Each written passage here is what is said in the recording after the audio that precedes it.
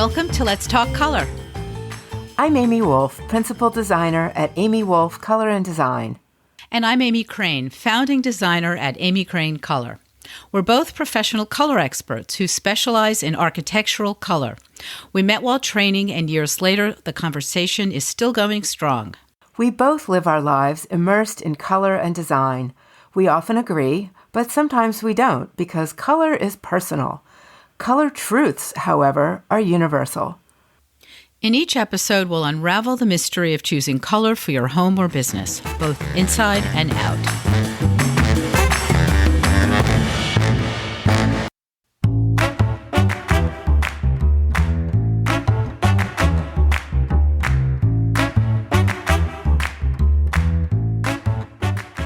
Hi there. This is episode 15, and today Amy and I will be talking about specifying color for multifamily residences. This is a very different animal than a single-family home in every respect, from the size of the buildings to the ownership to what the process is and what your goals are. For instance, the building itself can be an apartment building or a condo or co-op building, or it could be a community of many of them. It can be a small 4-unit building or a 6-unit or 8-unit building where the owner lives there or doesn't live there. It can be a resort with hundreds of buildings, with many, many community buildings that serve many different functions. It can be an over 55 community. It could be a co-housing community. And in every instance, how you do what you do will be very different than if you were specifying exterior color for a single family. So, Amy, why don't you start? Tell us a little bit about the different kinds of buildings and communities you've worked with, how the ownership or the people you communicated with were different, and how the process was different. So the very first multifamily project I ever did was for a co-housing community here in my area in Western Massachusetts. And for those of you who don't know what co-housing is, it's basically where each home, shall we say, family group or homeowner group owns their own house within a cluster of buildings, but all decisions need to be made by consensus. And when I say consensus, that means every single person in the group, so in a community of, let's say, 25 homes, everyone either needs to say yes or to abstain. If there is one no, then the whole thing gets scrapped. Ow. So, yeah. That's how I got started. And so what's really interesting about that is to date, it's been probably the most challenging multifamily specification I've done because of the process of getting to consensus with 25 owner groups. And then at the other end of the extreme, I've done a number of apartment complexes. One of them is here in Western Mass. One of them was in Texas. And when that is the case, we have the opposite end where you're working with a management company. And so it is again like working with a single owner. And in some ways, it's more analogous to doing color for an individual because you really have one small group. And then in between, which has been most of my projects, are condo communities, where everybody owns their own property.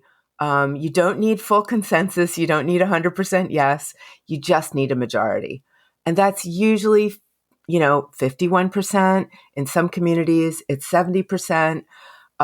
So there's still pitching to a great number of people. So I did 200 plus condos in Florida on the West Coast at one point. And we needed to have, I think, a 70% agreement rate. And there was a whole big legal process. And they have, it's all written up in their bylaws. Yeah, how they go about seeking approval from the entire community, which even boils down to like knocking door to door with paint schematics. So, and what's interesting is all these jobs, except obviously the ones here local to me in Western Massachusetts, all these jobs all over the place have been done virtually. I've done a bunch of projects in Florida, a high-rise building, a set of townhouses, mid-size, and then a very large complex on Harbor Island in Tampa, which were, multi-level but low-rise apartments. So so the process, the technical process of getting through the approval is very different, as you mentioned in the opening, based on ownership. So, and I've always felt that the co-housing challenge was deep. Getting 25 homeowner groups to consensus really taught me a lot and has informed, all these other projects that I've done in terms of, how you present. When making a case for the color schemes I was proposing, the concept of best practices really comes into play in a new and very powerful way. And I'm thinking about resale. I'm thinking about, the architectural appropriateness, sort of going back to what we talked about in the last episode. What is the style of the architecture? What makes sense for that? And that's what I'm talking about, best practices. We were doing a 5-color plan, or maybe I think the painter said 5, and then we had to drop to 4. Mm-hmm.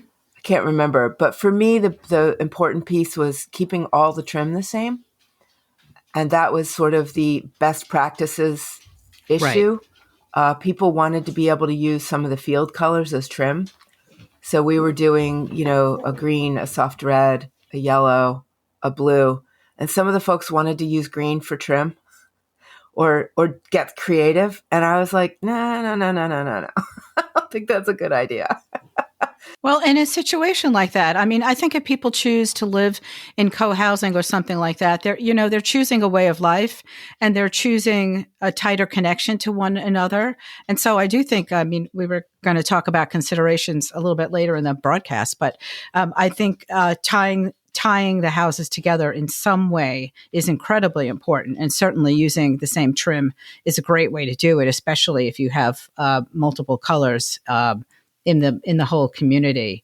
I've worked on a large resort community with 400 or 500 residential units that were both freestanding, but most were connected. And that had multiple community buildings, like the places you can eat, places where they taught, utility buildings, a stable, a giant rec area with a pool in front of it, gatehouses, fencing. I mean, there were many structures to take into consideration besides the living units themselves. And I've done a number of condo communities in Seattle, also virtually, where they were getting major renovations. So they had been in existence for maybe 20 or 30 years, and it was time for a total facelift. I was contacted by a project management company, one single individual who was the owner of it. And he was the contact point. Like you said, sometimes there's a single person who's like a homeowner, except he had to then go on and talk to the boards. So what the process was in that scenario was very different. What he went off to do, I came up with the color palette choices. They told me also how many colors they wanted, how many palette choices they wanted. And then they came back to me, and if there were adjustments that they wanted, we went on and made adjustments to all that. And he dealt with who was sort of selling it, in quotes, to whom. And I was just dealing with him, and that was super streamlined. But in the resort community in Connecticut, it was an architectural board that was put together by the directors board.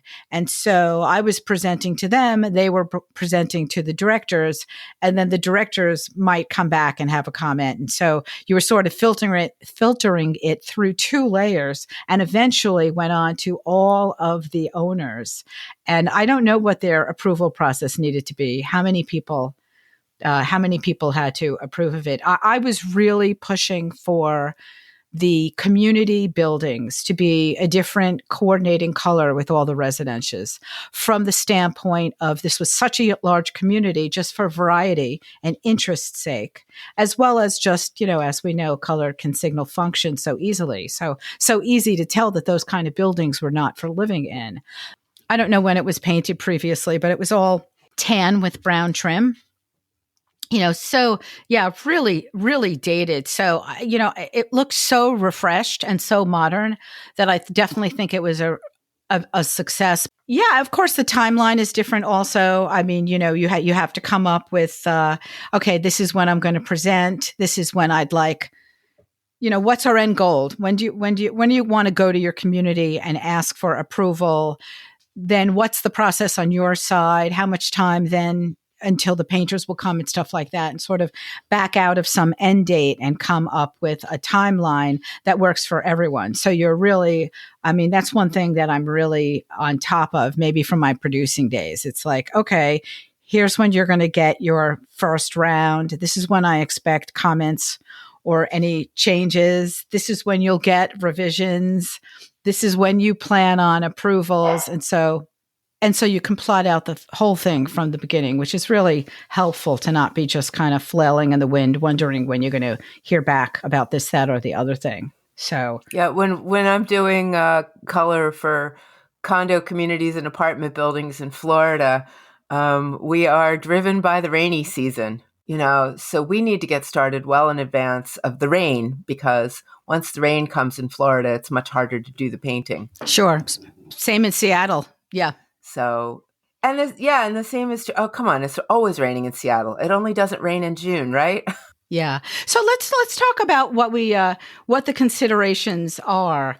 Obviously a resort community is going to be different than a condo, but generalizing and all. I was contacted by also a co-op building community on the East Coast of Florida, and they also wanted a refresh, and they were older than brand new, apparently high-end, beautiful buildings in their area, right there near them on the water. And so they were like, it was a co-op. They were competing for owners. They wanted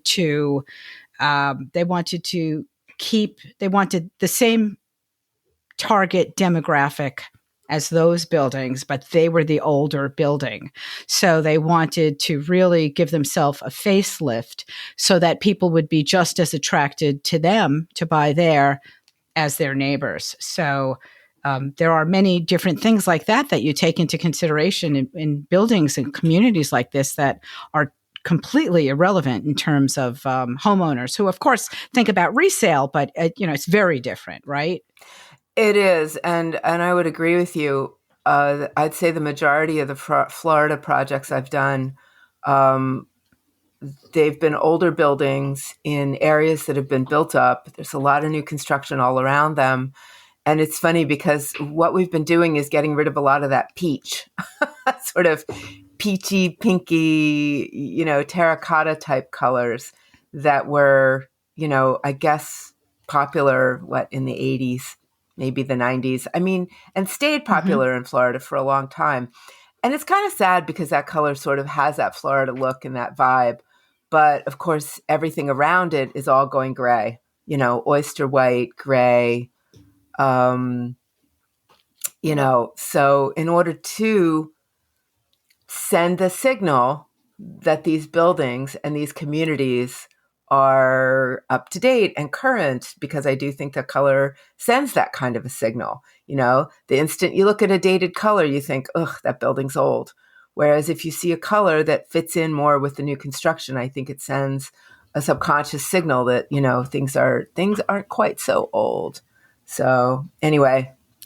It's so amazing how the gray thing just traveled throughout the country, even to places where the light is so bright and the sun is out all the time, which is actually just not the best scenario for painting a building gray. I mean, the association is kind of with elegance, and so people in warmer weather, warmer locales like Florida, I guess, kind of glommed onto that national feeling that gray meant current and gray meant sophisticated. And I get wanting that, but it's just kind of too bad because it's a missed opportunity to not get, geographic location is so important when you pick color, and, you want it to be appropriate for the style of building, the architectural style, as well as where it is. And to just go gray, it's sad. I get it, but it's sad, And then I was really determined with these two particular projects I'm thinking of to one was a very it was a colorful gray. There was it was a darker value. It wasn't like whitish gray.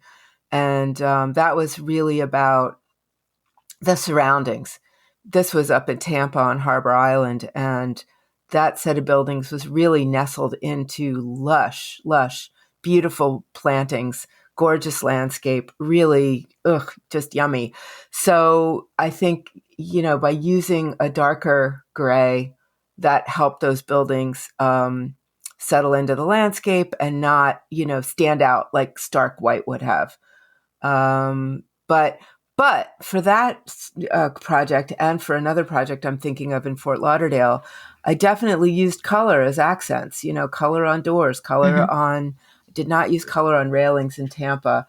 The Fort Lauderdale project, we painted every unit had a balcony, and all the balcony ceilings got pale blue, so that from a distance, the building looked like it was, oyster color. But then when you got up close to it and you looked straight up, you could see this, accent of blue going up the sides of the buildings where the balconies were located. So, we did a little something fun. Well, certainly it's true that when you're talking about, skyscrapers, great vertical expanses or horizontal expanses, it gives you the opportunity to use rhythm more so than in a house, because you've got the space, you've got the real estate to repeat and alternate. And that certainly creates a rhythm. I mean, I think in terms of just how you specify, really an outstanding difference in my mind between residences and multifamily like this, the big ones, is that you're able to, in fact, encouraged to, I think, use multiple colors. Because if you take this big monolith of a single building or many buildings next to each other, often whose shape and form is exactly the same, you could do two things. You can paint whole buildings one color, but alternate it between the buildings.